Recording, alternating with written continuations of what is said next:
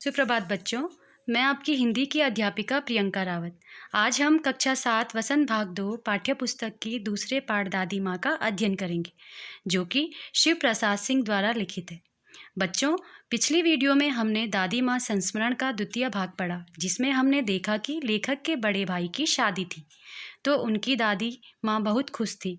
यूँ तो सभी जानते थे कि दादी माँ कुछ काम नहीं करती थी, लेकिन किसी काम में उनकी अनुपस्थिति विलंब का कारण बन जाती। लेखक ने कहा कि उन्होंने देखा दादी माँ रामी की चाची से कर्जा ब्याज समेत ले रही है, जिस पर रामी की चाची रोकर कहती हैं कि मेरी बेटी की शादी है। लेखक से ये सब देखा नहीं गया, वे वहाँ से चले गए। कुछ दिनों बाद रामी की चाची से लेखक ने जाना दादी माँ ने उनका सारा कर्जा माफ़ कर दिया और 10 रुपये देकर बेटी की शादी में मदद की। यह घटनाएं दादी के कठोर अनुशासन के साथ उनके कोमल स्वभाव को भी उजागर करती हैं। लेखक दादी माँ के बहुत लाडले थे और उन्हें लगता था कि किसी प्रकार का अपराध हो जाने पर दादी माँ की छाया में खड़े हो जाने पर वह बच सकते हैं। तो बच्चों, आज हम दादी माँ संस्मरण का तृतीय भाग पढ़ेंगे। पढ़ते हैं। स्नेह और ममता की मूर्ति दादी माँ की एक एक बात आज कैसी कैसी मालूम होती है।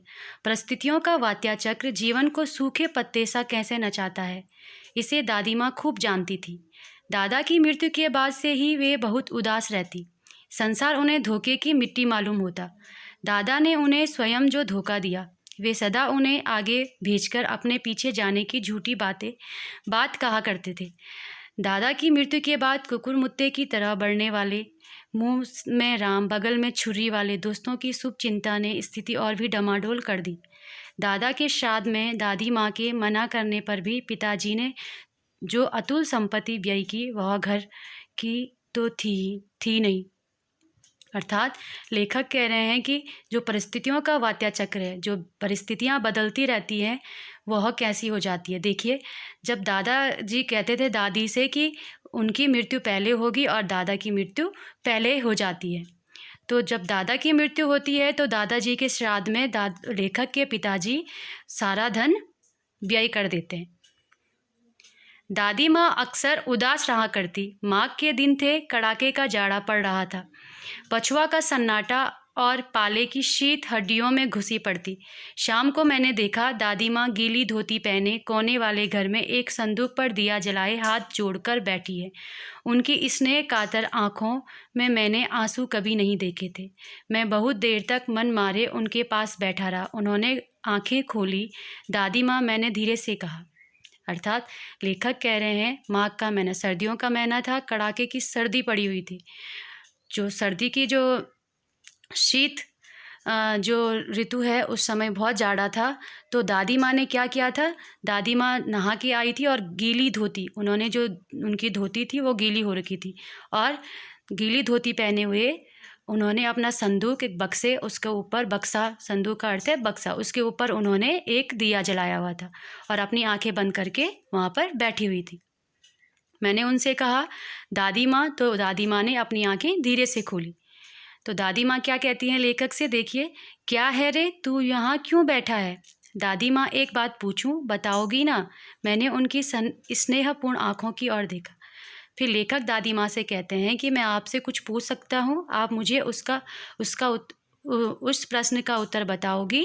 तो दादी माँ, मैंने अपनी दादी की प्यार भरी आँखों की तरफ देखा।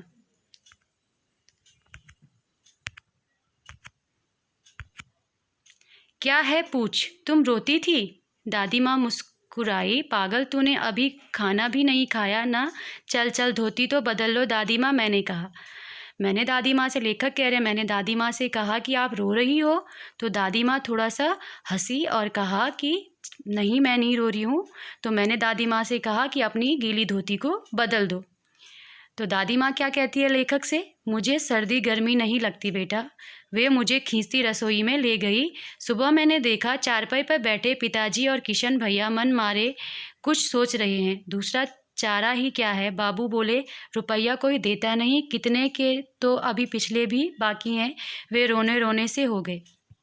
अर्थात लेखक कह रहे हैं, जब मैं सुबह उठा तो मैंने क्या देखा कि पिताजी और मेरे जो भैया हैं वह चारपाई में बैठे हुए हैं और पैसों की बात, रुपयों की बात कर रहे हैं और कह रहे हैं कि जो पिछले का जो बाकी भी था वह भी अभी चुकाना बाकी रह गया है। ठीक है, और दोनों की शक्ल ऐसे हो रखी थी रोने की जैसी। रोता क्यों है रे, दादी माँ ने उनका माथा सहलाते हुए कहा। मैं तो अभी हूँ ही। उन्होंने संदूक खोलकर एक चमकती सी चीज़ निकाली। तेरे दादा ने यह कंगन मुझे इसी दिन के लिए पहनाया था। उनका गला भर आया। मैंने इसे पहना नहीं, इसे सहेज कर रखती आई हूँ। यह उनके वंश की निशानी है। उन्होंने आंसू पोंछकर कहा। पुराने लोग आगा पीछा सब सोच लेते थे बेटा। साथ लेखक की दादी, जब लेखक के पिता रो रहे थे तो लेखक की दादी लेखक के पिता को कहती है कि रो मत, मैं हूँ ना अभी, मैं इसका समाधान भी निकाल लूँगी। तो दादी क्या करती है, अपने बक्से, अपने संदूक में से एक चमकती सी चीज़ निकालती है। वह चमकती हुई चीज़ एक कंगन थी, कीमती कंगन था। तो दादी कहती है कि पुराने जो लोग होते हैं वो पूरा पहले ही सोच लेते थे कि आगा पीछे सब कुछ सोच लेते थे कि क्या होगा, इसलिए जो कीमती चीज़ें हैं उनको सहेज कर रखते थे। सचमुच मुझे दादी माँ श्राप भ्रष्ट देवी सी लगी। धुंधली छाया विलीन हो गई। मैंने देखा दिन काफ़ी चढ़ आया है। जो लेखक पिछली बातों को सोच रहे थे तो वो कह रहे हैं मेरी जो दादी थी वो बहुत अच्छी थी, और जो लेखक सोच रहे थे वो फिर अभी जब मैंने देखा दिन काफ़ी चढ़ गया, फिर वो सोचना भूल गए थे। फिर उन्होंने देखा कि दिन चढ़ गया है। पास के लंबे खजूर के पेड़ से उड़कर एक कौवा अपनी घिनौनी काली पाँखें फैलाकर मेरी खिड़की पर बैठ गया। तो लेखक कह रहे हैं कि जब मैंने देखा तो पास में एक खजूर के पेड़ में एक कौवा अपनी अपने घिनौनी मतलब काले पंख फैलाकर बैठा हुआ है। खिड़की पर बैठ गया। हाथ में अब भी किशन भैया का पत्र कांप रहा है। तो मैं जो पत्र पढ़ रहा था, मेरे हाथ में किशन भैया का पत्र था और मेरे हाथ क्या कर रहे थे, कांप रहे थे। काली चींटियों सी कतारें धूमिल हो रही थी। जो चींटियों सी कतारें जो उसमें अक्षर लिखे हुए थे वो क्या हो रहे थे, जब मैं पढ़ रहा था तो वो धुंधले से दिखाई दे रहे थे मुझे। आँखों पे विश्वास नहीं, और मेरे अपनी आँखों पर मुझे विश्वास नहीं हो रहा था कि मैं क्या पढ़ रहा हूँ। मन बार बार अपने से ही पूछ बैठता। मैं बार बार ही पूछ रहा था कि क्या यह घटना सच है? क्या सचमुच दादी माँ नहीं रही? क्या जो मेरी दादी माँ है वो अब इस दुनिया में नहीं रही? अर्थात जो पत्र में लिखा हुआ था कि लेखक के दादी माँ की मृत्यु हो गई। तो बच्चों, आप पूरा पाठ ध्यानपूर्वक पढ़ेंगे और दिया गया पूरा कार्य करेंगे। धन्यवाद।